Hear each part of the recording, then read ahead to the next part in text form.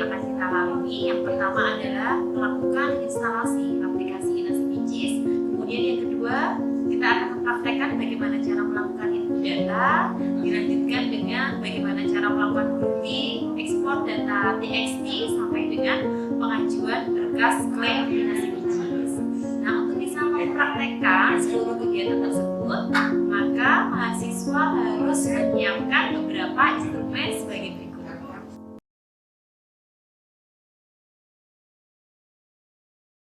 Bagaimana cara menginstal aplikasi Inasi Bijis di PC Anda masing-masing ya. Oke, sebelumnya pastikan jaringannya lancar. Kemudian silahkan untuk cari linknya, ketik inasibijis.kemkes.go.id. Oke, kita tunggu sebentar. Mohon maaf, ini komputernya juga agak lama, jaringannya kurang lancar. Oke, setelah muncul seperti ini ya, nah, silahkan ini diklik untuk download ya. Download di tengah nih ya. Kita klik download ya, sambil kita tunggu. Nah, ya nanti akan muncul seperti ini. Jadi kebetulan ada beberapa file ya di sini ya. Yang pertama ya ini adalah download khusus untuk update aplikasi ya. Jadi yang ini hanya untuk yang sudah punya aplikasi sebelumnya, kemudian untuk di-upgrade ya, karena untuk aplikasi Inasi Bijis ini kebetulan sering sekali untuk update ke versi yang terbaru karena melakukan perbaikan. Nah, bagi yang belum punya aplikasi, yaitu download yang di bawahnya. Nah, yang di bawahnya ini ya, download untuk program instalasi baru. Oke, coba kita download. Kita download dulu.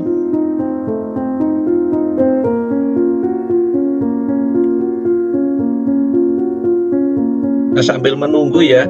Nah, ini kebetulan juga untuk di bawah-bawahnya ini ada petunjuk untuk instalasi iClaim 5.4. Kemudian juga ada untuk petunjuk teknisnya lagi. Ya, ini untuk buku manualnya di sini. Nanti silahkan download di sini untuk petunjuk manual untuk semuanya. Jadi penggunaan aplikasi bisa di-download di sini. Oke, sudah muncul. Mari kita save. Oke, coba kita cek di downloadan.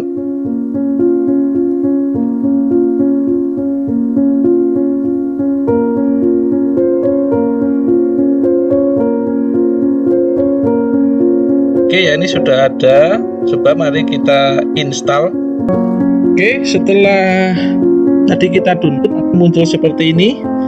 Oke, kita klik saja run ya. Silakan diklik untuk run-nya. Start running. Oke, nanti ada pilihan ya. Ini silahkan klik aja yes. Nah, ini untuk pilih bahasa, silakan mau bahasa Inggris ada, Indonesia juga ada. Oke, saya pilih bahasa Indonesia. Ini bebas ya, boleh Indonesia, boleh bahasa Inggris. Oke, kita klik OK. Oke, lanjut. Dan next. Oke, ini kita setujui lembar persetujuannya. Oke, kita mulai install. Nah, ini waktu untuk proses installnya juga agak lama. Sekitar berapa menit ya, tergantung PC masing-masing ya. Dan kalau PC saya ini memang sudah agak lola ya, dan isinya penuh. Oke, kalau sudah selesai nanti akan muncul seperti ini ya. Kita klik allow access ya. Ini untuk menginstal exam. Oke, kita klik lanjut. Ini pilih selesai. Nah, paling penting ketika kalian mau menjalankan aplikasi Inasi Bijis, jangan lupa untuk menghidupkan examnya dulu. Jadi memang untuk aplikasi ini sudah satu paket ya, examnya harus nyala. Jadi silahkan diklik exam yang di soundcard ya. Oke, coba kita klik examnya. Nah, ini Apache sama MySQL nya aktif ya, nyala ya. Nah, ini jangan kalian close ya, silakan di minimize saja. Nah, ini kalau muncul ini silakan, ini sebelumnya kita allow access ya. Kita klik allow access ya. Ini Apache sama MySQL nya sudah nyala. Ini sudah aktif. Oke, kita minimize. Kemudian bagaimana cara membuka aplikasi InaSiBijis? Nah, kebetulan ini memang berbasis web ya sebenarnya ya. Oke, coba kita buka aplikasinya. Nah, di sini silahkan ketik localhost masing-masing.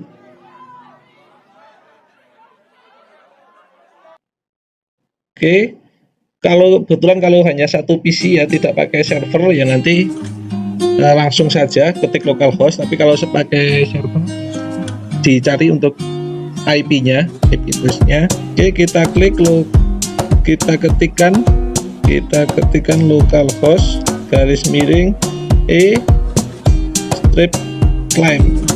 Oke ya, muncul seperti ini.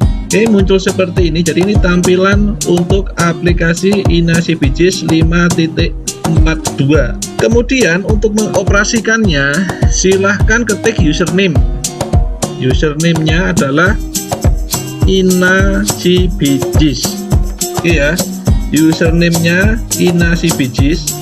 Untuk passwordnya itu sama, passwordnya InaSiBijis juga, InaSiBijis. Oke, kita login. Nah, ini adalah tandanya bahwa kalian sudah berhasil menginstal aplikasi InaSiBijis. Ya, hari ini kita akan mencoba untuk mempraktekkan atau mensimulasikan terkait dengan pengoperasian dari aplikasi InaSiBijis. Coba kita lihat di video berikut ini. Oke, pertama-tama mari kita buka examnya dulu. Nah, ini tandanya sudah aktif ya, Apache sama MySQL-nya. Oke, kita minimize, kita buka Microsoft Edge, atau mungkin punya kalian bisa Mozilla atau Chrome. Yang pasti jangan menggunakan Internet Explorer ya, ini kurang mumpuni untuk pengoperasian aplikasi InaSiBijis. Oke, kita ketik localhost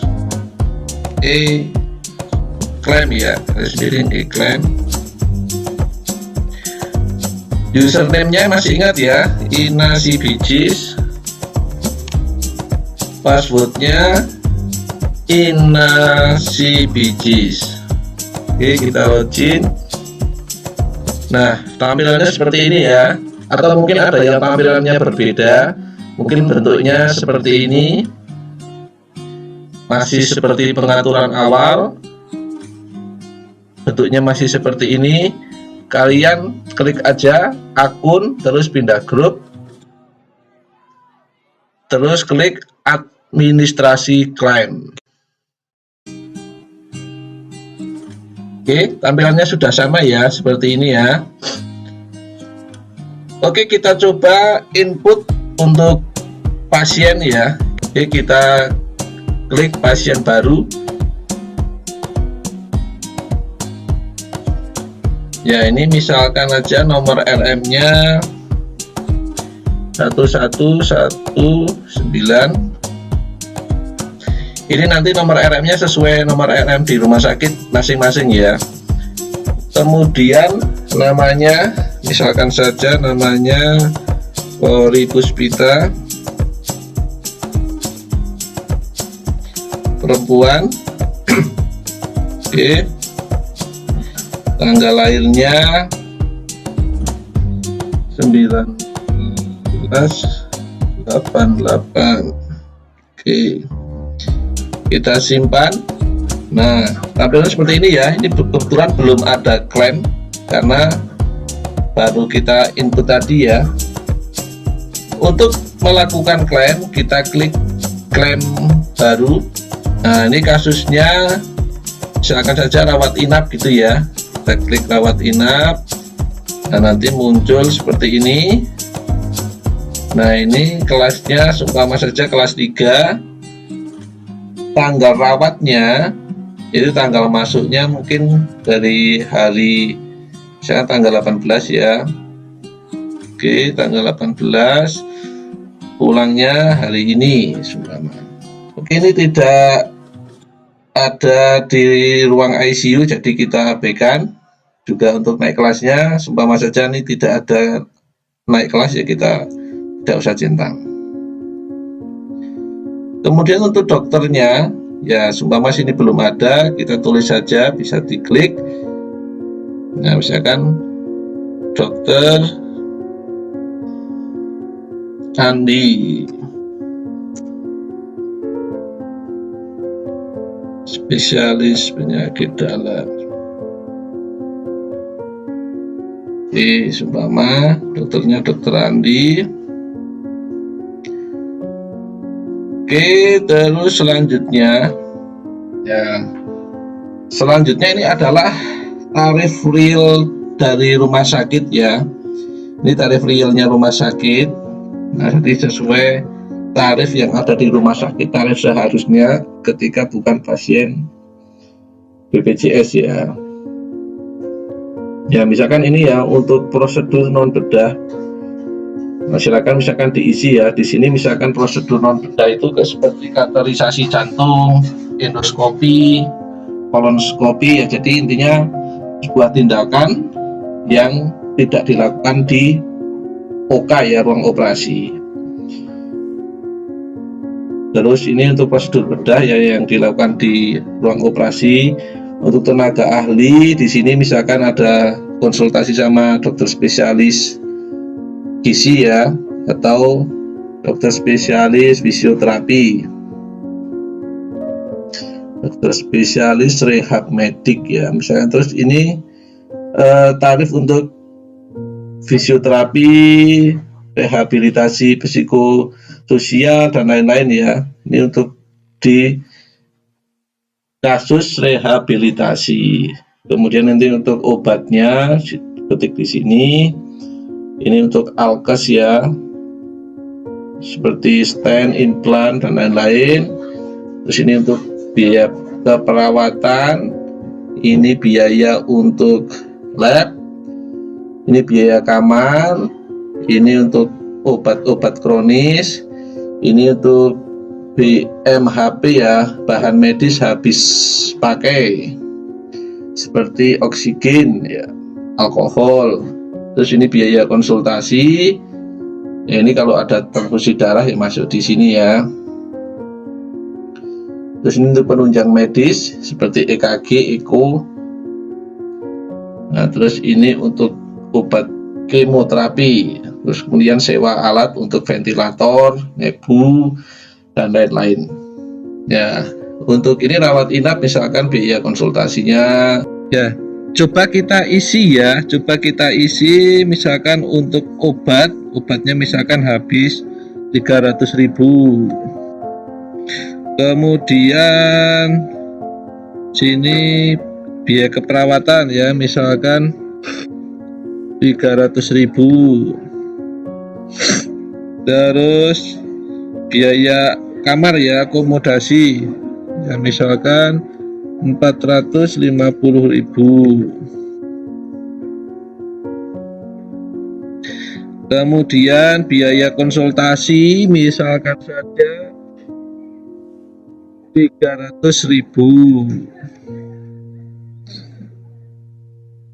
Oke, coba sekian dulu ininya ya, biayanya. Oke, terus untuk diagnosisnya.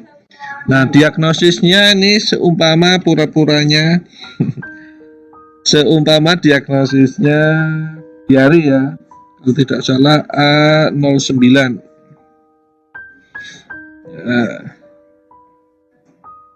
Oke, keluar ya kodenya ya, A09.0 seumpama ini untuk gastroenteritis. Oke, coba kita gruper. Jadi biaya yang akan dikeluarkan pihak BPJS kira-kira berapa? Nah, ini ya hasilnya. Biaya yang akan dikeluarkan oleh pihak BPJS dengan kode INA CBJS-nya K-4/17/ ini 1 ya, severity levelnya tingkat 1. kode CMG-nya ini K. Oke, jadi biaya yang akan dikeluarkan BPJS adalah 1.996.000. Ya, coba kita lakukan final claim ya, final claim. Nah, di sini ada keterangan ya, status klaim belum terkirim ke pusat data Kementerian Kesehatan ya. Jadi data ini belum kita kirim ke kementerian ya, ke pihak BPJS. Ini karena berhubung hanya untuk praktik mahasiswa, ini tidak perlu sampai kirim klaim ke sana ya, ke BPJS ya. Daripada nanti menuhin servernya di sana. Oke, kita cetak klaim saja. Kita cetak klaim, kemudian ini silahkan disimpan ya, save, klik save, kemudian silahkan disimpan berdasarkan NPM dan nama mahasiswa. Oke ya, ini NPM sama nama mahasiswa. Oke, kita simpan. Nah, misalkan besok kalian sudah bekerja di rumah sakit, ya untuk data tadi bisa dikirim klaimnya, terus kita bisa cek di inacbps.kemkes.go.id/DT ya, data klaim.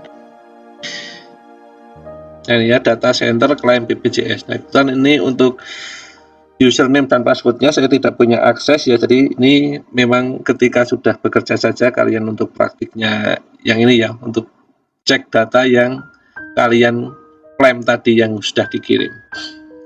Oke, lanjut ya, lanjut. Nah, kemudian bagaimana misalkan ini terjadi kesalahan ya, seumpama terjadi kesalahan terus kalian mau edit, silakan klik ya, silakan klik edit ulang klaim, klik ya untuk editnya. Nah, ini akan kembali ke tampilan semula. Coba kita lihat untuk codingnya. Misalkan kalian mau edit namanya, mau edit nama pesertanya ya, silakan kliknya di atas ini ya, di nomor rekam medisnya. Ini nanti diklik saja di sini. Nah, misalkan bisa diganti nomor RM-nya salah atau namanya dan lain-lain ya, silahkan diklik di sini ya. Ini batal edit karena tidak saya edit. Kemudian misalkan yang salah adalah dari kode diagnosisnya ya, silahkan diklik di sini di diagnosisnya. Kemudian kita hapus. Nah, terhapus ya. Ya, coba kita lanjut dengan kasus yang lain ya. Misalkan saja kasusnya BPH ya, benign prostate hypertrophy.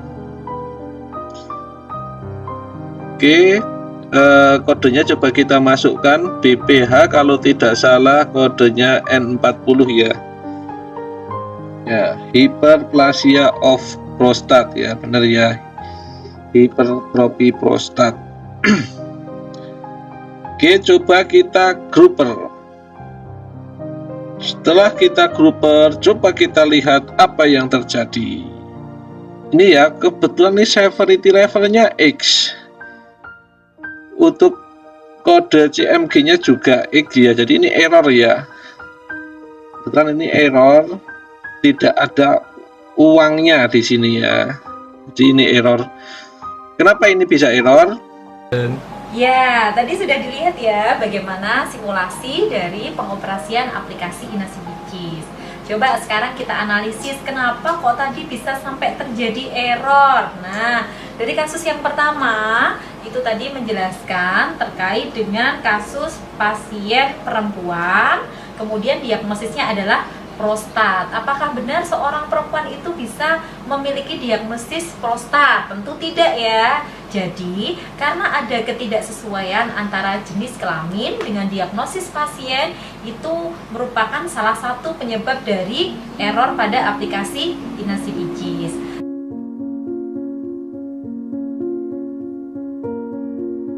Nah, tadi sudah dijelaskan ya, errornya karena jenis kelaminnya tidak sinkron dengan diagnosisnya. Jadi ini female kok sakitnya HPH ya, hiperplasia of prostat ya. Padahal kalau wanita tidak ada prostatnya, tidak memiliki prostat. Jadi di aplikasi Inasi Bijis ini sudah bisa mendeteksi kira-kira diagnosis yang tidak nyambung ya, yang tidak sinkron dengan jenis kelamin. Oke, coba kita edit ya. Kita edit. Kita edit dulu ya. Jenis kelaminnya ini laki-laki ya. Nah, kalau kita coba jenis kelaminnya laki-laki, kita simpan, kira-kira bisa tidak? Oke.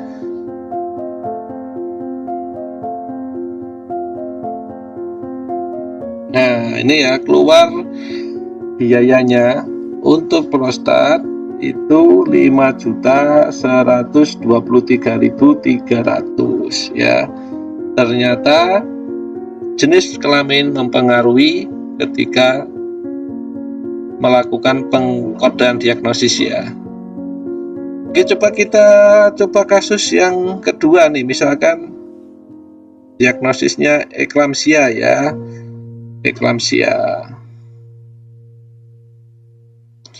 Coba ini saya hapus saja.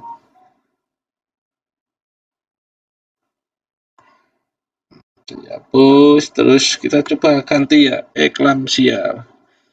Kalau tidak salah, O15 ya.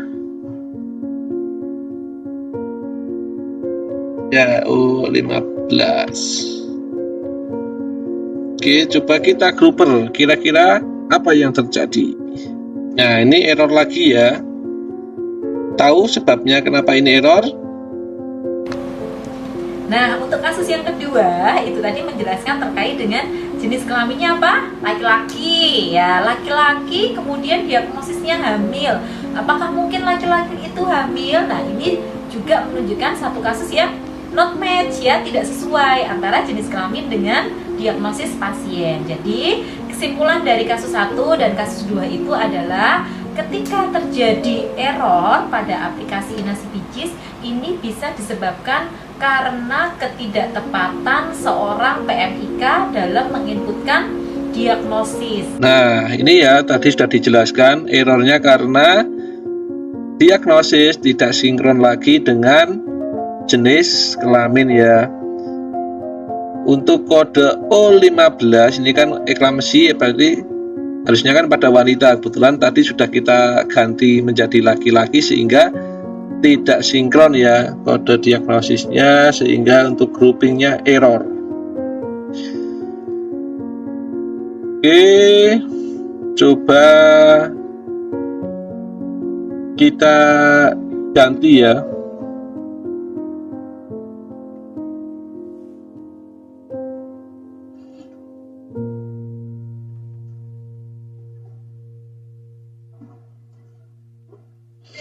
Nah, ini ya, kodenya sudah keluar. Kode Inasi Bijisnya V strip 4, severity levelnya tingkat 3 ya, di berat ya. Biayanya 7.515.200. Nah, berarti dari kasus 1 dan kasus 2 itu bisa kita simpulkan bahwa adanya error pada aplikasi Inasi Bijis ini disebabkan karena PMIK atau petugas kodernya kurang tepat atau tidak tepat dalam melakukan input data pada jenis kelamin pasien. Itu yang pertama ya kesimpulannya. Oke, coba kita kasus yang ketiga ya, misalkan hipertensi ini ya. Oke, ini tadi sudah kita coba berkali-kali, coba kita bikin yang baru ya, kita ulang yang baru saja. Coba kita ulang yang baru, misalkan ini pasien baru. Oke, nomor RM-nya misalkan saja 1313. Nama pasiennya Zakarias. Oke, kita simpan.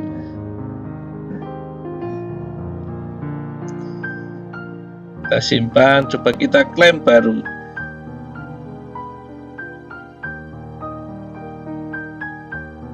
Ya, untuk nomor pesertanya misalkan saja sembarang ya, saya sementara isi sembarang dulu.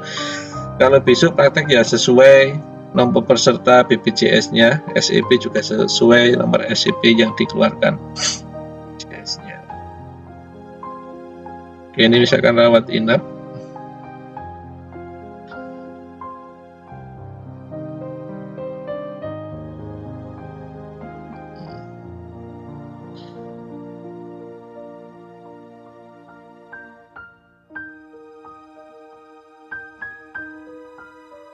Biayanya akan saja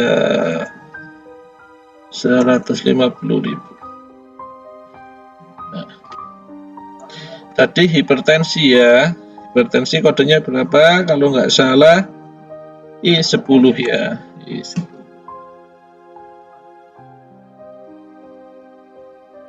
Kita gruper.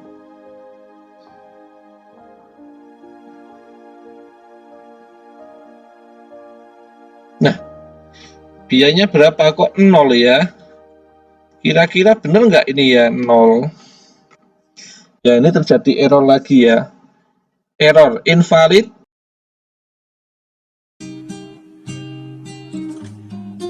Kemudian kita lihat lagi dari kasus yang ketiga ya. Kasus yang ketiga tadi ada pada tanggal lahir. Kenapa kok bisa pada tanggal lahir? Jadi kasusnya tadi itu adalah petugas pendaftaran terburu-buru menyimpan data ketika melakukan identifikasi di pendaftaran, sehingga yang terekam di dalam database adalah tanggal pemeriksaan hari ini. Tanggal pemeriksaan hari ini, kemudian apa tadi diagnosisnya? Hipertensi. Apakah mungkin seorang bayi baru lahir menderita hipertensi? Tentunya juga ini merupakan sesuatu kekeliruan. Ada yang tidak match juga, sehingga mahasiswa yang merupakan nanti calon dari kode di rumah sakit harus berhati-hati dalam melakukan input data tanggal lahir ya. Jadi sebelum melakukan proses simpan, pada saat kita melakukan input data pasien, mohon dipastikan kembali kelengkapan dari data tersebut. Oke, kita lanjutkan untuk yang kasus selanjutnya. Kenapa tadi terjadi error? Nah, Ya, tadi sudah dijelaskan ya kenapa terjadi error. Oke, coba kita ganti sekarang untuk tanggal lahirnya. Ya, kita ganti misalkan 1975. Ya, biar diagnosis nyambung.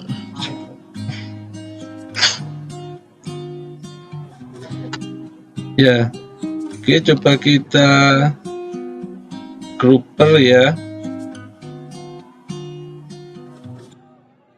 Oke, sudah keluar ya biayanya 1.948 dengan kode inasi bijis I4-17-1 ya. Severity levelnya tingkat 1. Oke, terus kita final.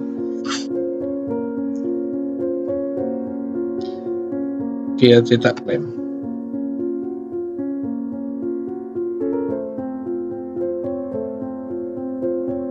kasus yang selanjutnya tadi adalah terjadi error itu karena ketidaklengkapan data dari si pasien. Ya, kita coba baru lagi ya satu ya. Kita coba lagi satu.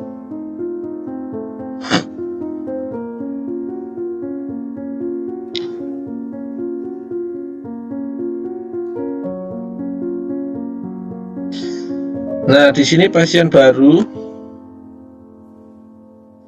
misalkan nomornya 9090, nama lengkapnya misalkan Laili.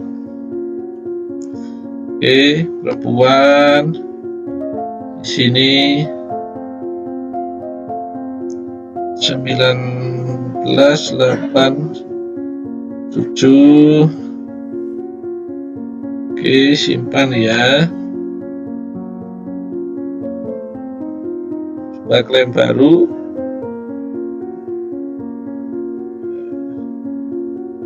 Misalkan saja sini rawat jalan ya, kita coba rawat jalan. Nomor SEP-nya, nomor peserta,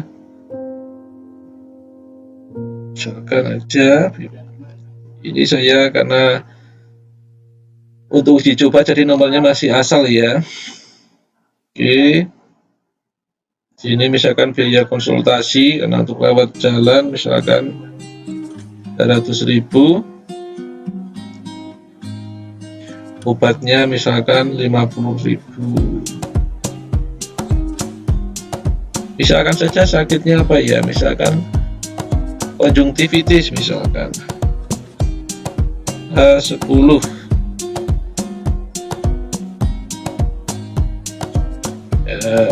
Oke, kita coba Gruber.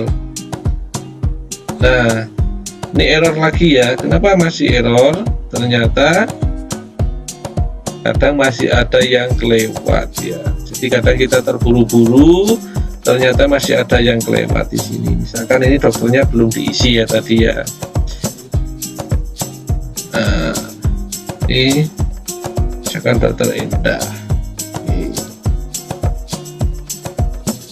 Ya, demikian yang. Nah, coba kita lihat yang kasus selanjutnya tadi. Kenapa kok tadi bisa terjadi error? Jadi ketika kita melakukan input data di dalam aplikasi InaSiPJIS, kemudian ada beberapa item atau komponen data yang belum kita isi dengan lengkap, hanya next atau tab saja, itu akan menimbulkan error. Contohnya pada item data apa saja? Satu, dia ada pada komponen tanggal masuk. Kemudian yang kedua pada komponen tanggal keluar. Yang ketiga pada nama dokter.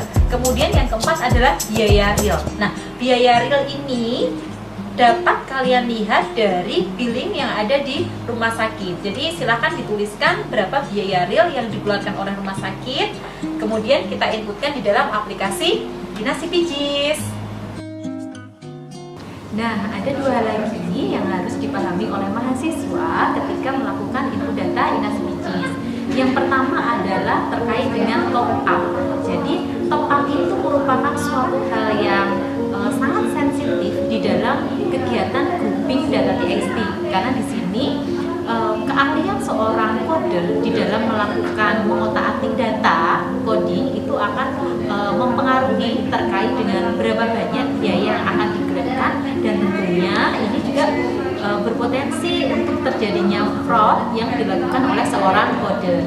Jadi mahasiswa harus dibekali oleh beberapa materi. Apa saja sih hal-hal yang bisa kita lakukan untuk bisa memunculkan top up pada aplikasi InaSiPJIS? Ya, sekarang kita akan membahas materi terkait dengan pembayaran top up pada aplikasi InaSiPJIS. Pada aplikasi yang sebelumnya itu jumlah pembayaran top up-nya berbeda dengan aplikasi InaSiPJIS yang sekarang di 5.6. Kalau yang dulu itu hanya ada 4 pembayaran top up saja, tetapi pada aplikasi InaSiPJIS 5.6 ada 6 kriteria pembayaran top up. Apa saja sih yang dimaksud dengan pembayaran top up?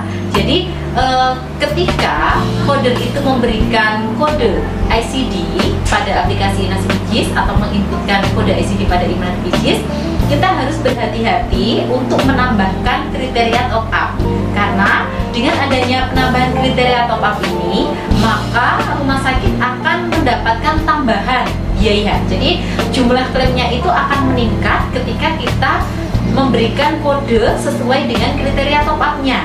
Tetapi ketika kode tersebut tidak memberikan kriteria top up, meskipun sebenarnya kasus yang mau diklaimkan itu adalah kasus top up, maka ini akan menjadi kerugian bagi rumah sakit.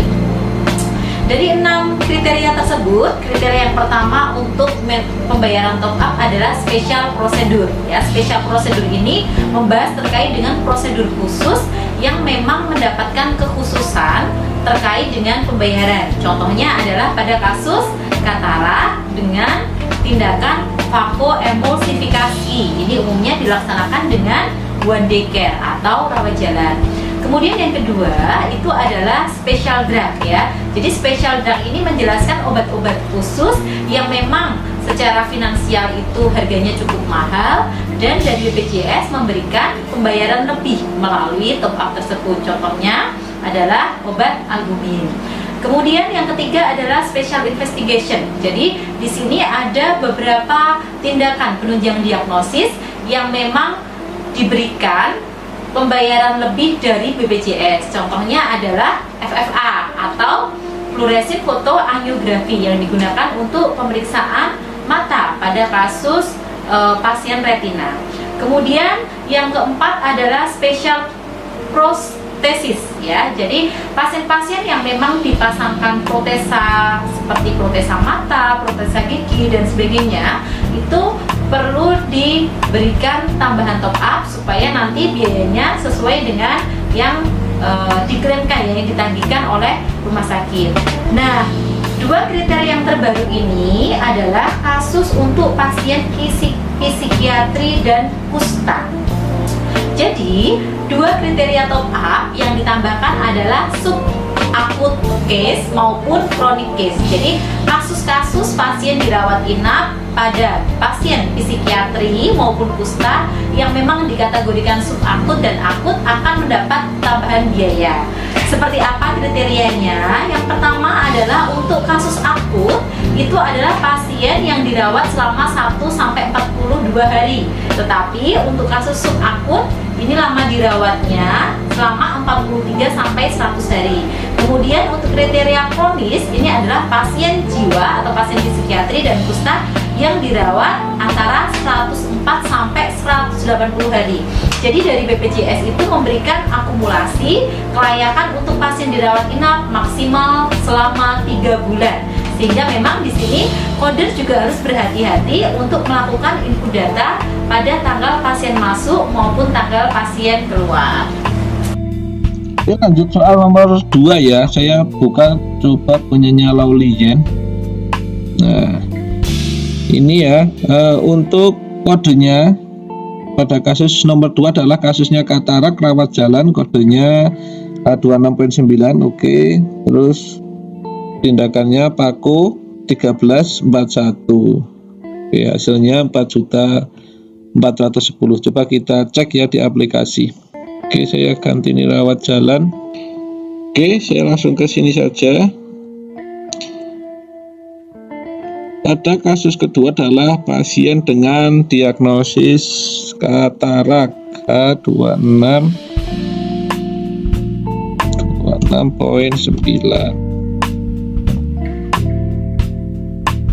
Kemudian tadi tindakannya Pako ya.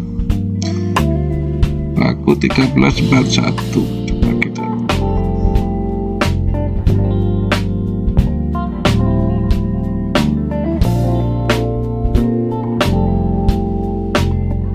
Oke, Pako benar. Coba kita global. Oke, hasilnya 4.410. Apakah ini benar? Coba kita cek lagi ya. Ya, sekarang coba kita bahas pada kasus nomor 2. Tadi kasusnya adalah apa? Pasien katarak dengan tindakan vakoemulsifikasi untuk pasien rawat jalan. Karena memang pada kasus katarak ini umumnya pasien dilakukan operasi dengan cara one day care atau rawat sehari aja. Coba kita lihat dari hasil pengkodeannya. Untuk katarak sudah benar H26.9. Kemudian untuk kasus vakoemulsifikasi adalah 13.41. Berapa sih hasil dari grouper yang sudah kita inputkan atau yang paling banyak mahasiswa inputkan? Ternyata besaran biayanya adalah 4.410.000. Coba sekarang kita analisis, apakah besaran biaya 4.410.000 ini sudah sesuai atau belum? Bagaimana hasilnya? Ternyata tidak sesuai. Kenapa kok bisa tidak sesuai, Bu? Mahasiswa lupa untuk memasukkan top up. Ya, jadi top up ini perlu kalian klik terlebih dahulu, baru nanti akan muncul tambahan kodenya sebesar 4.410.000, sehingga total biaya yang diklaimkan kepada BPJS adalah sebesar 8.820.000, sehingga mahasiswa rugi berapa? 4 juta. Sayang sekali bukan? Ini akan berpotensi menjadi kerugian rumah sakit jika kita sebagai coder kurang berhati-hati dalam memberikan top up pada kasus katarak dengan vakoemulsifikasi. Oke ya, tadi ternyata ini masuk spesial prosedur ya, khususnya untuk rawat jalan. Nah, ini spesial prosedurnya silakan diaktifkan dulu. Nah, ini paku masuk di spesial prosedur untuk rawat jalan. Jadi untuk paku untuk dirawat jalan pun juga ada ketentuannya ya. Misalkan cuma 3 mm, yaitu masuknya dirawat jalan. Nah, rawat inap misalkan di sekitar 9 mm dengan teknik ekstrak kapsular katarak extraction atau intrakapsular katarak extraction. Kalau masih pakai SICS misalkan sekitar 6 mm pun juga masih masuk di rawat jalan, harusnya masih masuk ODC. Ini ya hasilnya harusnya 8.820 ya, tadi ternyata rugi 4 juta ya kalau belum mengaktifkan spesial prosedurnya. Nah, ini coba kalau misalkan rawat inap apakah ada spesial prosedurnya, coba kita lihat aja ya. Kita lihat misalkan tanggalnya kita undurkan nih. Oke. Nah, kalau dirawat inap ini tidak ada spesial prosedurnya ya, khususnya untuk kasus katarak tadi. Tapi biayanya sudah termasuk di sini dah, ya 8 juta. Jadi seperti itu ya untuk spesial prosedur kasus katarak dengan tindakan paku. Nah, pada kasus nomor 3, ini coba sekarang kita analisis apakah kodenya sudah sesuai atau belum. Ya, dari rata-rata hasil yang sudah disampaikan oleh mahasiswa untuk kasus angina pectoris kodenya sudah sesuai I20.9. Kemudian untuk diagnosisnya yang CAD I25.1. Untuk tindakannya PCA kodenya sudah tepat 36.06. Kira-kira berapa hasil dari pembiayaannya? Klaimnya itu sejumlah berapa? Yuk, coba sekarang kita analisis bersama. Hasilnya dari yang mahasiswa sampaikan adalah sebesar 20.207.700. Apakah besaran klaim tersebut sudah sesuai? Ingat, tadi kita membahas terkait dengan special prosedur. Ternyata pada kasus ini juga termasuk kategori special prosedur. Sehingga ketika kita melakukan klik pada special prosedur akan muncul tambahan biaya top up sebesar 14.434.100. Hati-hati ya, besaran top upnya itu cukup tinggi. 14 juta itu merupakan top up saja, tidak sebesar tidak hanya klaim.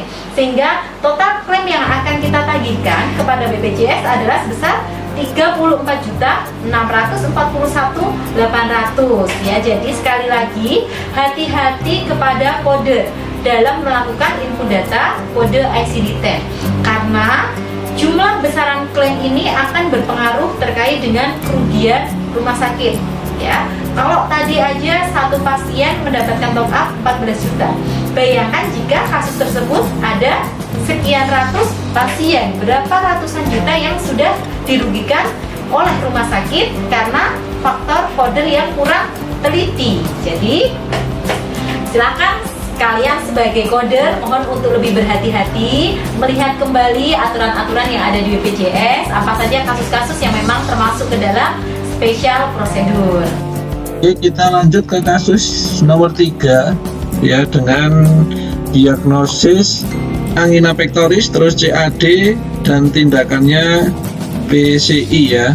intervensi koroner perkutan ya. Nah, oke. Saya lebih fokus di groupernya ya. Kelas 1. Sebentar, saya sini abaikan dulu sebentar. Saya langsung ke bawah saja. Oke. Untuk di CAD-nya itu kodenya kalau tidak salah I20 ya. Oke. Kemudian Angina Petrusnya I20, CAD-nya I25 ya. I25.1. Oke. Untuk PCI kodenya 36 ya, 36.06. Oke, coba kita grouper. Nah, ini sambil menunggu. Nah, sebenarnya untuk PCI sendiri itu tidak bisa dilakukan sembarangan ya. Pasti pihak verifikator akan memerlukan data alasan kenapa dilakukan tindakan PCI ini. Nah, setidaknya dalam melakukan tindakan PCI ini kan bukti iskemik dalam pemeriksaan penunjangnya, yaitu disertai pemeriksaan angiografi koroner. Nah, kalau tidak ada tanda-tanda iskemik juga kemungkinan ininya juga ditolak sama verifikator. Ya, hasilnya 20.207 ya. Apakah benar hasilnya demikian? Nah, ini untuk kasus PCI ini seharusnya masuk tadi ya kriteria untuk, jadi ini masuk spesial prosedur. Nah, ini silakan nih diaktifkan dulu PCI-nya.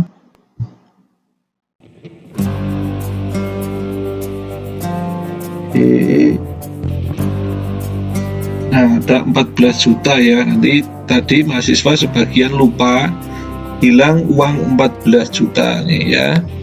Nah, ini harusnya uangnya totalnya 36.641.800. Ya, berikut tadi penyampaian materi hari ini terkait dengan praktek pembiayaan kesehatan, masih terkait dengan aplikasi Inas Bijis. Minggu depan kita akan membahas kembali terkait dengan spesial top up ya, untuk kasus-kasus yang lain. Semuanya yang spesial akan kita sampaikan minggu depan dari kami, dosen yang spesial, saya Kode Puswitanisi dan Bapak Sugeng Santoso, AMD SKM, untuk mahasiswa yang paling spesial. Sampai ketemu lagi minggu depan. Nah, kemudian yang kedua adalah terkait dengan permasalahan-permasalahan yang sering muncul pada saat kita melakukan pengajuan klaim Inas Bijis. Nah, apa saja permasalahan-permasalahan yang sering muncul dari coder maupun dengan verifikator ketika kita melakukan klaim Inas Bijis? Coba kita lihat seperti ini. Kita memberikan entry kode di dalam aplikasi Inas Bijis ini berdasarkan pada diagnosis dokter dan berdasarkan kode ICD yang sudah kita tuliskan di dalam formulir ringkasan masuk keluar. Tetapi pengetahuan terkait dengan morbidity rule itu juga perlu diketahui oleh mahasiswa supaya nanti mahasiswa bisa memilih dan menetapkan diagnosis utama yang tepat ketika ada suatu kasus pasien yang memiliki diagnosis lebih dari satu. Nah, contoh yang pertama adalah contoh nomor 1 seperti berikut.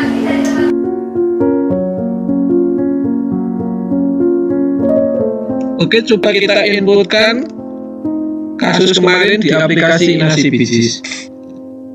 Oke, kemarin rawat inap, kelasnya kelas 1, tanggal masuknya 5 Desember, tanggal pulangnya 8 Desember. Kemudian untuk tarif rumah sakitnya sudah saya coba masukin. Mungkin saya tidak terlalu bahas di sini ya. Ini sebenarnya real di rumah sakit besok. Oke, saya coba di groupernya.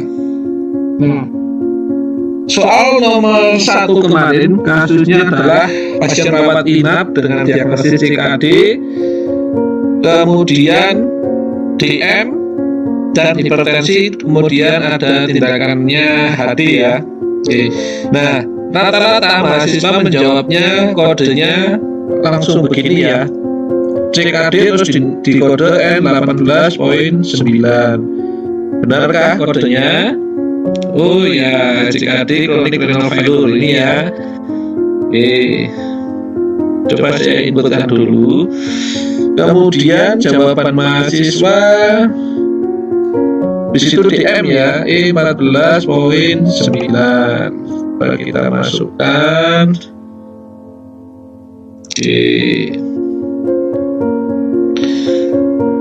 Kemudian setelah itu baru hipertensinya I10 ya. Oke, hipertensi 10. Nah, kemudian tindakan HD-nya set 49.1. Oke.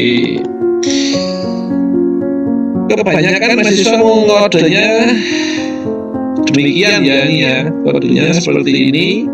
Kemudian tindakan HD-nya ya 3995 hemodialisis. Oke, coba kita grouper. Nah, hasilnya kelas 1 6.436.400. Ya, kemarin soalnya kelas berapa ya? Kelas 1 atau kelas 3 ya? Oh, ini ya soalnya ya. Oh, kelas 3, sorry ya, kelas 3. Oke, kelas 3.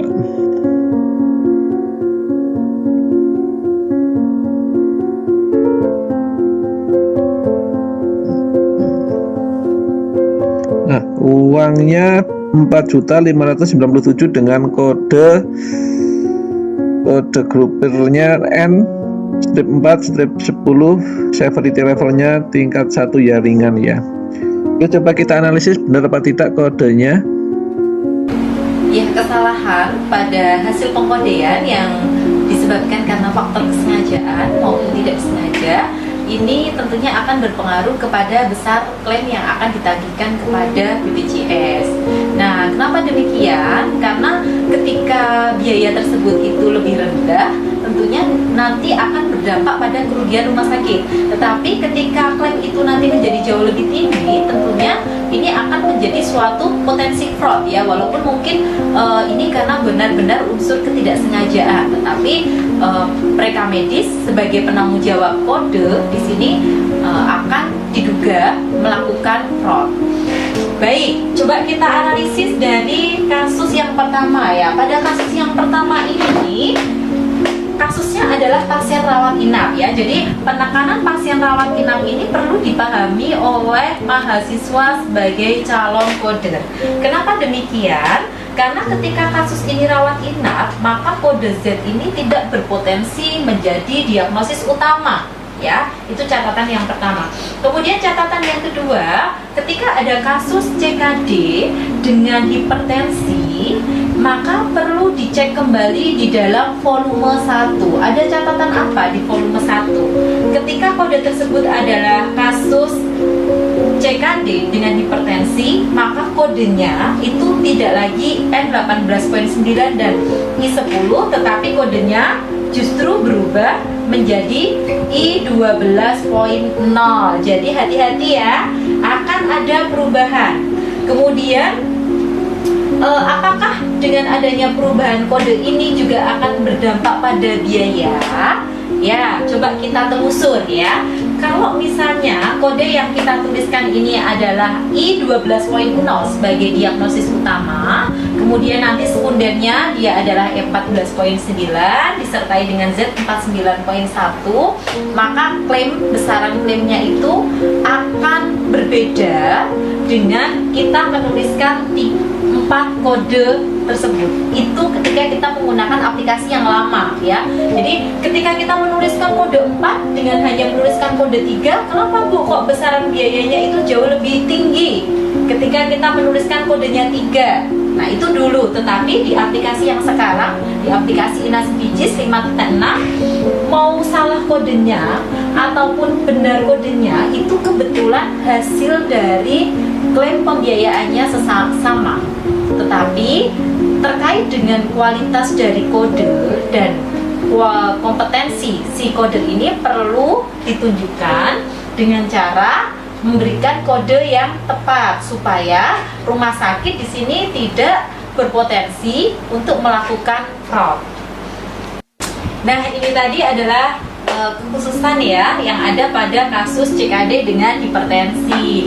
Untuk selanjutnya, ketika mahasiswa nanti mengerjakan kasus yang berbeda, mohon mahasiswa lebih berhati-hati memastikan kembali pada volume 1 pada notnya apakah ada include pada diagnosis tertentu. Nah, coba kita lihat hasilnya ya. Nah, ternyata kodenya salah ya. Ternyata kodenya salah, ya sudah kita ganti. Ya ini kebetulan kalau untuk gagal ginjal dengan hipertensi itu bisa digabung ya. Nah, ini juga untuk diabetes. Ini juga sebenarnya bisa juga komplikasi dari gagal ginjal ya. Gagal ginjal itu akibat komplikasi dari DM. Cuma yang perlu kalian hati-hati besok ketika menentukan CKD-nya ataupun hipertensi itu akibat komplikasi dari DM, itu pihak verifikator BPJS pastinya harus memastikan itu benar-benar pengaruh akibat dari DM-nya. Jadi harus ada keterangan khusus ya dari tenaga ahli ya, dari dokter. Jadi harusnya nanti dalam pemberkasan juga dicantumkan yang menjelaskan bahwa DM-nya itu berkomplikasi ke gagal ginjal ya, ke masalah ginjal tadi. Nah, ini tadi yang benar kodenya adalah I12.0 ya. Ini poin 0 karena termasuk gagal ginjal ya, CKD itu di golongan N17 sampai N19 itu adalah termasuk golongan gagal ginjal. Kemudian DM-nya karena ini belum ada keterangan dari dokter ahli sehingga masih DM bukan komplikasi ya. Nah, ini udah poin 9. Kemudian HD-nya Z49.1.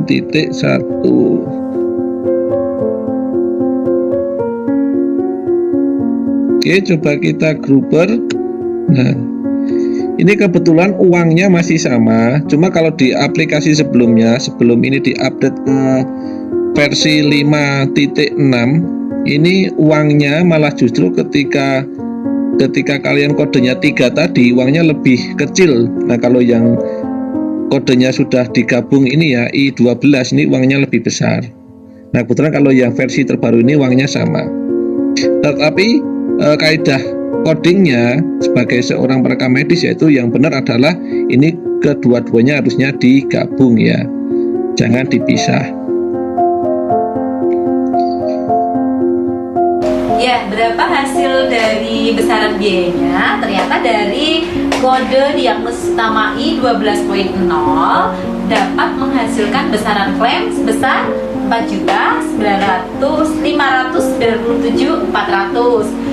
Tetapi ada beberapa mahasiswa yang juga memberikan kode diagnosis utama justru bukan I12.0 ataupun IN18.9, tetapi memberikan kode diagnosis utamanya adalah Z49.1. Coba sekarang kita lihat bagaimana hasil gruper dari kasus tersebut.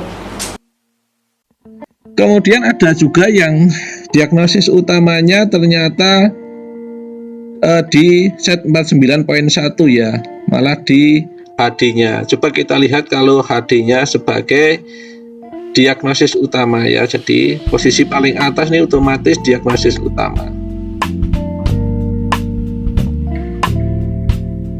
Ini baru I12.0. Terus E14.9.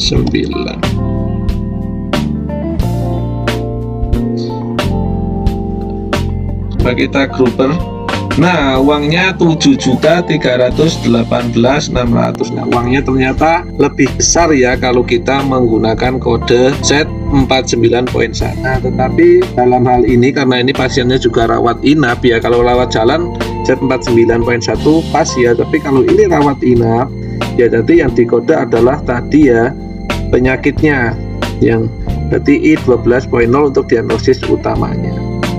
Meskipun kalau kita misalkan mengkode di kode utamanya ini di kontrol HD-nya, nah ini severity levelnya juga naik ya, poinnya naik ke level 2, jadinya 7 juta.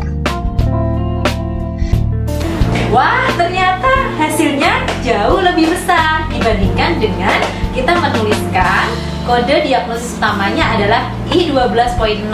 Tetapi yang mahasiswa harus perhatikan, walaupun klaim biayanya itu jauh lebih tinggi, itu adalah potensi fraud ya. Sekali lagi, itu adalah potensi fraud. Karena kode yang tidak tepat itu akan dianggap sebagai fraud. Unsurnya akan diasumsikan sebagai unsur kesengajaan. Walaupun mungkin mahasiswa memang tidak sengaja memberikan kode yang tidak tepat. Berapa tadi biayanya? 5.127.500. Selisihnya cukup banyak ya, ada sekitar 600.000. Ya baik, Mas Afridin, sekarang kita lakukan simulasi untuk kegiatan input data pada aplikasi Inasi Bijis.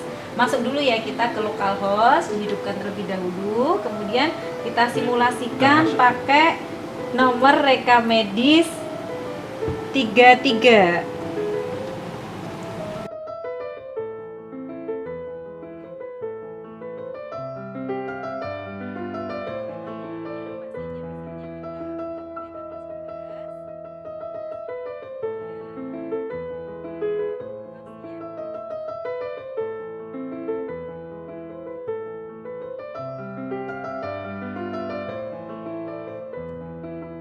Ya, jadi seperti ini ya Mas Afridin, kegiatan terkait dengan penggunaan aplikasi Inasi Bijis.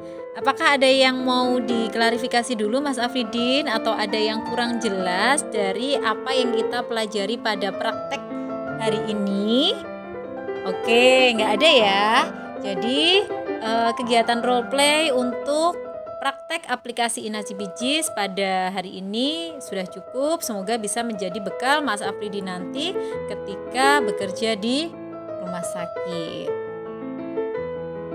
Ya, setelah kemarin kita mempelajari terkait dengan bagaimana cara melakukan instalasi aplikasi Inasi Bijis, bagaimana cara melakukan input data, grouper, dan mengirimkan hasil grouper tersebut kepada BPJS disertai dengan berkas klaim, maka yang harus diketahui oleh PMIK atau mahasiswa di sini adalah bagaimana cara kita melakukan kontrol atau mengetahui progres untuk klaim yang kita ajukan kepada BPJS tersebut.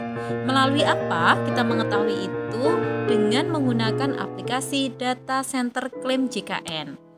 Di sini mahasiswa bisa masuk ya, aplikasinya berbasis web. Kita masuk ke webnya inasibijis.kemkes.go.id/dc. Kemudian pada menu utama nanti silahkan dimasukkan username dan password. Kemudian pada fitur yang ada pada Data Center Claim JKN ini ada beberapa fiturnya ya. Pada halaman home nanti kalian di sini bisa mengetahui apakah ada pesan, inbox maupun sharing pesan. Kemudian pada data klaim PMIK bisa mengunduh klaim data TXT-nya sesuai dengan jenis perawatannya. Apakah mau melihat klaim untuk jenis perawatan rawat jalan atau rawat inap, termasuk kapan periode klaim yang mau kita lihat. Apakah dalam jangka waktu 1 bulan ya, misalnya ini di sini nanti kita bisa melakukan input misalnya terbatas pada tanggal 01 Juni sampai dengan nanti tanggal 30 Juni. Kemudian apa kelas perawatan yang mau kita lihat nih? Mau kita lihat per kelas 1, kelas 2, kelas 3, atau kita mau melihat semua kelas. Termasuk apakah metode pembayarannya ini penuh oleh BPJS atau dengan model COP. Kemudian kapan waktu grouper yang kita lakukan, siapa petugas yang melakukan, kemudian bagaimana waktu grouping untuk tanggal pulang pasien. Nah, setelah itu kita inputkan, maka langkah yang selanjutnya adalah kita mengunduh file tersebut ya. Untuk mengunduh file ini ada beberapa model yang bisa kalian pilih. Yang pertama adalah TXT unscript atau TXT unscript dengan detail tarif rumah sakit, atau kita melakukan TXT restore data. Silahkan dipilih. Umumnya kita bisa memilih model yang kedua, TXT unscript dan detail tarif rumah sakit. Nah, setelah kita mengunduh data tersebut, maka kita bisa mengoptimalkan penggunaan data tersebut. Masih ingat ya bagaimana cara melakukan pengolahan data TXT? Nah, ini nanti kita bisa melihat bagaimana model surplus maupun defisit dari hasil grouper dengan selisih tarif rumah sakit ya. Jadi di sini memang aplikasi ini dibuat transparan supaya dari pihak rumah sakit maupun pihak BPJS bisa mengetahui selisih biaya tersebut. Oke, setelah ini kita akan mempelajari kembali untuk spesifik pengolahan data InaCVGIS. Alhamdulillah. Di sini saya coba mengambil data dari data center InaCVGIS ya. Jadi data center yang kita kirim ke InaCVGIS, ke center InaCVGIS, kita ambil, kita olah dalam bentuk TXT. Nah, di sini dari data yang ada itu nanti bisa kita ubah ke format di Excel ya. Kemudian coba kita olah, misalkan saja kita mau mengetahui jumlah kasus ya. Oke, coba kita ke datanya, kemudian kita insert, kemudian kita klik pivot table ya, pivot table, terus klik OK. Nah, ini ya, muncul tampilannya seperti ini. Kemudian tadi kan karena kita pengen tahu jumlah kasus, berarti kita harus tahu jumlah pasiennya. Oke, jumlah pasien kita bisa ambil dari jumlah per tanggal keluar ya. Nah, ini yang keluar pada data saya ambil dari bulan Januari sampai Juni itu ada 37.656 pasien. Nah, di sini juga formulanya ya bisa diperhatiin. Kalau ini untuk kon itu kan berarti berapa jumlah datanya, jumlah row-nya. Nah, kemudian karena tadi ini mengetahui jumlah kasus cuma segitu, terus kita bisa ketahui juga misalkan dari jumlah kasus per bulan. Misalkan kita tarik saja data bulan, kemudian misalkan pengen tahu juga per jenis rawat, misalkan rawat jalan atau rawat inap, kita tarik jenis rawat. Jadi diketahui datanya misalkan pada bulan Januari yaitu yang rawat inap tadi sekian dan rawat jalan sekian.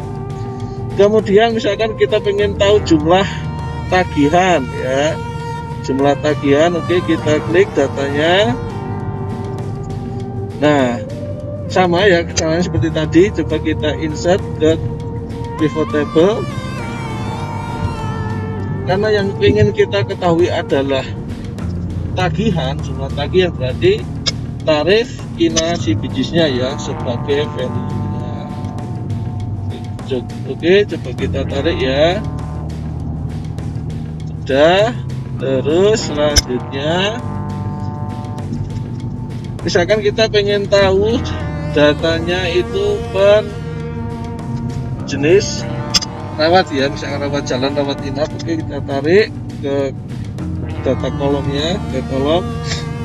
Kemudian misalkan pengen tahu per bulannya ya, kita tarik saja data bulan di sini ya, jadi kelihatan ya itu data per bulan.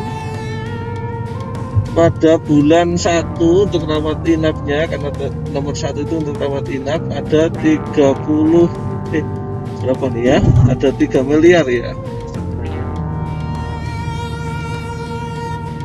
Oke, kelihatan datanya ya. Jadi caranya dari 30.000 data, jadi agak cepat menghitungnya dengan bantuan pivot table. Nah, ini coba kita per kelas rawat ya, jadi rawat kelas 1, 2, 3. Selanjutnya misalkan kita ingin tahu rata-rata loss. Ya, kita ambil lagi datanya, kita buka lagi, terus kita insert, kita klik pivot table, selanjutnya kita klik OK. Nah, tadi pengen tahu loss-nya ya, berarti value-nya di loss-nya. Oke, kita ambil untuk loss.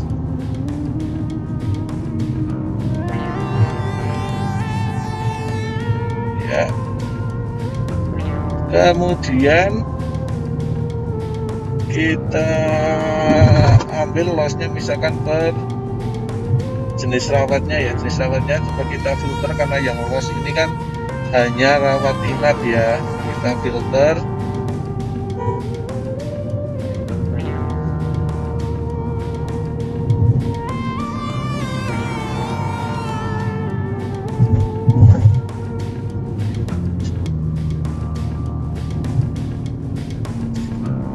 Oke, terus ini per bulan. Nah, ini masih ada data rawat jalan rawat inap, coba kita mungkin bisa ubah untuk datanya hanya untuk yang rawat inap. Nah, kita klik di atas ya, pilih untuk filternya ada, klik nomor 1 untuk rawat inap. Oke. Nah, datanya kok seperti ini, kayaknya masih ada yang keliru, coba kita cek lagi. Nah, di sini ya, value-nya di sini kan ada rumusnya. Nah, ini kebetulan yang kita masukkan adalah rumus sum. Coba kita edit. Kalau untuk rata-rata berarti average ya. Oke, kita klik average. Oke. Nah, ini ya ketemu loss-nya rata-rata pada bulan 1 itu 5,3 hari, bulan 2 5,4, ya rata-rata 5 harian ya. Oke, misalkan kita ingin tahu untung rugi. Nah, tadi kan tarif inasi biji, sekarang berarti kita tinggal mengetahui untuk tarif dari rumah sakit ya, yang seharusnya kalau rumah sakit pasien umum itu berapa. Oke, coba kita insert lagi di pivot table, klik OK. Kita masukkan tarif rumah sakit.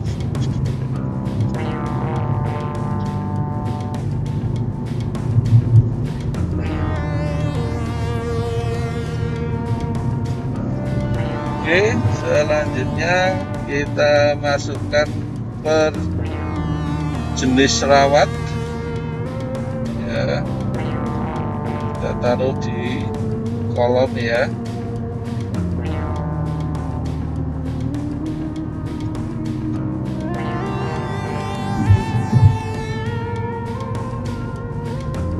Kemudian kita masukkan lagi tadi per bulan ya. Oke, nah ini ketemu hasilnya. Nah, ini karena misalkan saja coba kita value-nya ada 2 gitu, bisa apa tidak? Nah, sepertinya kok tidak bisa. Ya, kita mungkin bandingkan lagi, bikin satu sheet lagi. Kita ambil dari data pivot yang sudah ada. Ya, jadi nanti ada 2 tahap ya. Setelah kita pivot yang inasi biji dan tarif rumah sakit, terus kita bikin lagi, kita bandingkan. Ya, ini coba biar sama dengan yang inasi biji, biar sama dengan yang tarif rumah sakit, coba kita delete yang per kelasnya.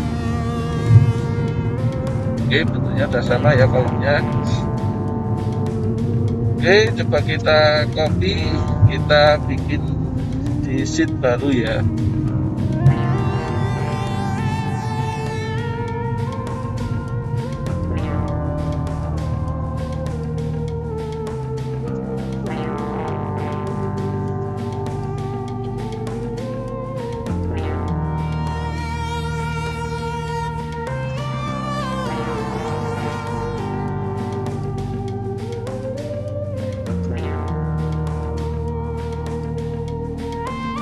Oke, ini yang tarif inasi biji, coba kita copy, kita masukkan sheet baru, copy paste di sini, terus kita bandingkan sama yang tarif dari rumah sakit.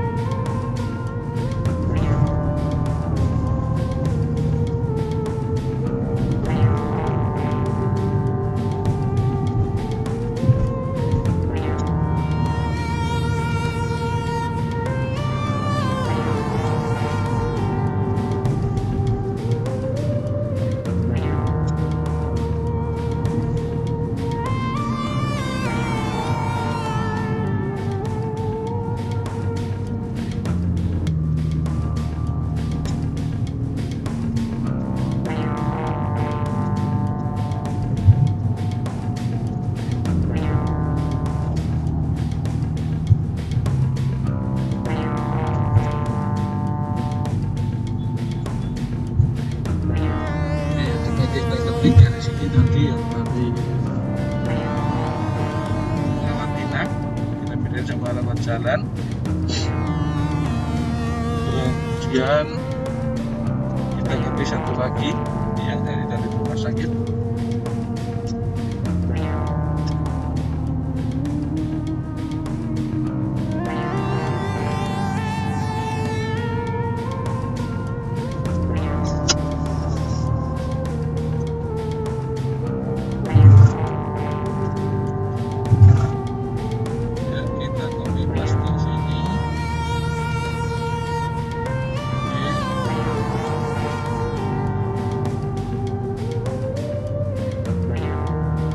Nanti misalkan mau dibikin grafik juga bisa, tinggal insert saja untuk grafiknya. Nah ini kebetulan sudah komplit semua ya, jadi kita pakai formula yang total rumah sakit sama total dari inasi bijis, berarti untuk ketika posisi dari tarif inasi bijis itu lebih besar daripada tarif rumah sakit. Berarti total tarif inasi bijis dikurangi total tarif rumah sakit.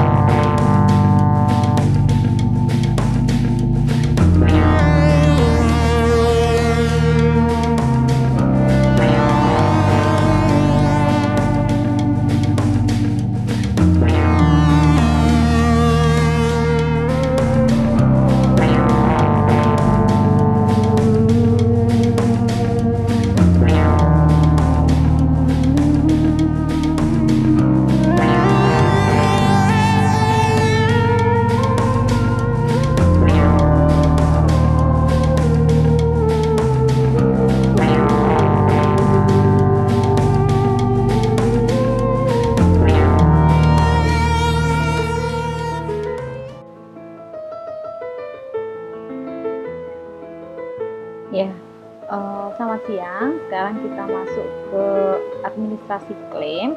Yang pertama adalah kita masuk dulu ini ke webnya BPJS ya. Silahkan diketik di Google kalian bpjs/kesehatan.go.id. Kemudian sekarang kita cari terkait dengan klaim.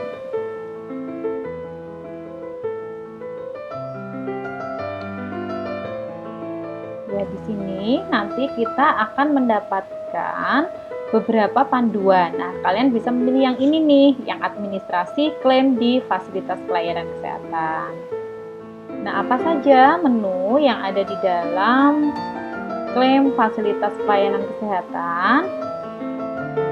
Nah, ini adalah panduan ya. Jadi panduan yang merupakan acuan dari PMIK untuk melakukan administrasi klaim fasilitas pelayanan kesehatan.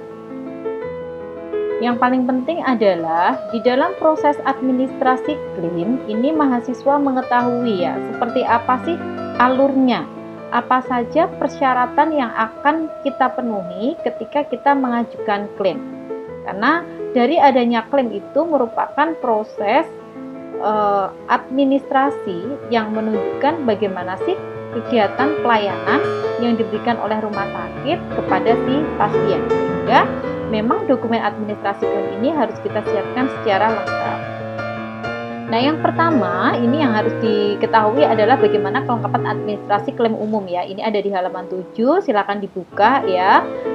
Dibagi menjadi fasilitas kesehatan tingkat primer. Di sini ada formulir pengajuan klaimnya harus lengkap 3, ada soft copy, data pelayanan dari pikernya, kemudian kwitansi bermaterai cukup, bukti pelayanan, dan kelengkapan lain yang memang dipersyaratkan oleh tagihan klaim. Kemudian di FKTL atau fasilitas kesehatan tingkat lanjut, ini ada formulir pengajuan klaim, soft copy luaran aplikasi ya, jadi data hasil grouper yang kemarin sudah kita simulasikan itu, ini perlu dilampirkan juga, kemudian kwitansi bermaterai, bukti pelayanan, dan kelengkapan lain yang dipersyaratkan. Nah, berapa sih besaran biayanya? Ini juga sudah diatur ya. Yang selanjutnya yang perlu diperhatikan lagi adalah terkait dengan bagaimana proses klaim yang memang harus menampilkan beberapa persyaratan penunjang ya. Di sini ada cukup banyak, kita fokus di fasilitas kesehatan tingkat lanjut ya, karena memang di sini jauh lebih kompleks dibandingkan fasilitas kesehatan tingkat primer. Nah, di dalam FKTL ya, seperti yang kita ketahui dan sudah kita pelajari di awal bahwa proses penagihan ini melalui aplikasi Inasibicis ya. Tarifnya juga sudah diatur di dalam Permenkes 69 tahun 2013 ya, tentang standar tarif kesehatan pada fasilitas kesehatan tingkat pertama dan tingkat lanjutan.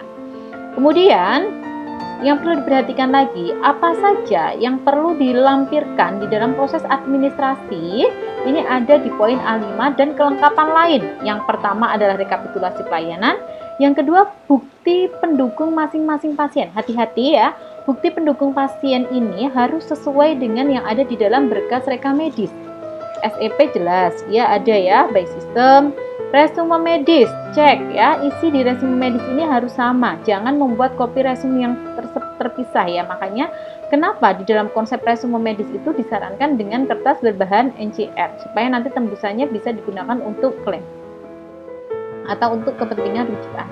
Kemudian bukti pelayanan lain, protokol terapi, regimen, pemberian obat khusus, kemudian perincian tagihan ya, automatic billing yang ada dari rumah sakit itu juga harus dilampirkan supaya kita bisa mengetahui berapa besaran biaya real yang dikeluarkan oleh rumah sakit. Kemudian berkas pendukung lain yang diperlukan ya, berkas pendukung lain itu ya kemarin juga sudah kita pelajari, misalnya ada hasil pemeriksaan laboratorium, hasil pemeriksaan USG, biometri, OCT, EKG dan sebagainya. Nah, secara umum memang aturan itu nanti juga akan dipakai untuk pelayanan yang lain. Jadi untuk penagihan rawat inap, gawat darurat itu hampir sama ya. Yang berbeda nanti ada terkait dengan klaim alat kesehatan ya. Alat kesehatan ini sudah diatur tersendiri. Bagaimana untuk klaim protese, alat bantu dengar, kacamata, korset tulang belakang. Nah, ini juga ada ketentuannya ya, di luar dari yang tadi. Ya baik, panduan ini Tadi ya, panduan ini adalah panduan yang paling penting yang harus mahasiswa pahami. Sekali lagi, silakan masuk ke webnya BPJS, kemudian nanti kalian unduh terkait dengan panduan administrasi klaim BPJS Kesehatan. Baik, terima kasih banyak atas perhatiannya. Wassalamualaikum warahmatullahi wabarakatuh.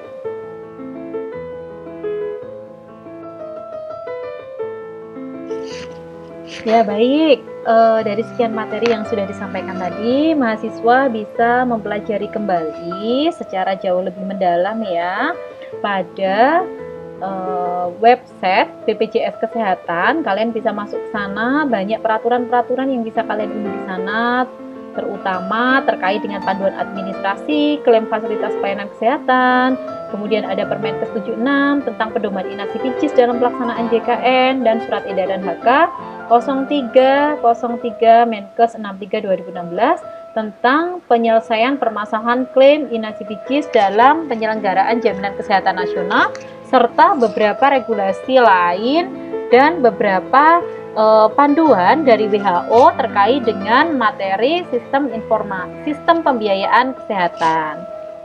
Terima kasih banyak, semoga beberapa pustaka dan materi yang sudah disampaikan ini bermanfaat. Wassalamualaikum warahmatullahi wabarakatuh.